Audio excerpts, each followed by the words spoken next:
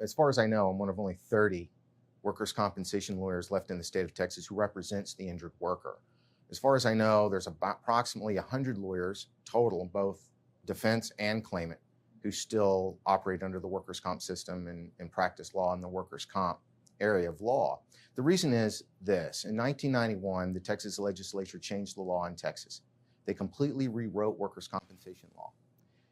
Before 1991, the law was very, very different. There were lump settlements in workers' comp, and the cases were not as complicated legally. They were easier to settle with the insurance companies, and we settled for lump settlements, for which the claimant lawyer would obtain a percentage of the lump settlement to pay himself. When the law changed in 1991, the legislature did away with lump settlements in workers' compensation law, and they instituted the hourly rate. They capped what an attorney could bill on a workers' comp case at $150 an hour. The insurance lawyers, the lawyers who represent the interests of the insurance company, would submit their bill directly to the insurance company to be paid. The claimant lawyer, the lawyer who represents the injured worker, had to first get his attorney's fees approved by the Division of Workers' Comp and then submit them to the insurance company.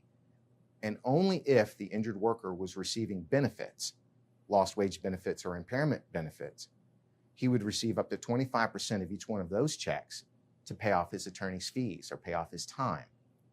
The rate has gone up to $200 an hour. That occurred in 2016.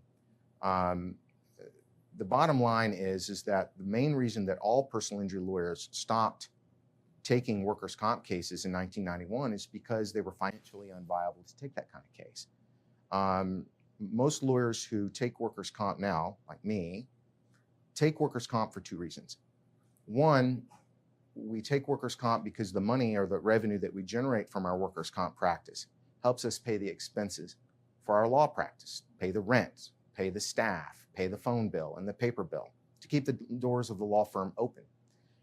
And for the second reason, if you represent a person in a workers' comp case and you get a good result for them, they will remember the work that you did for them and they'll refer you business.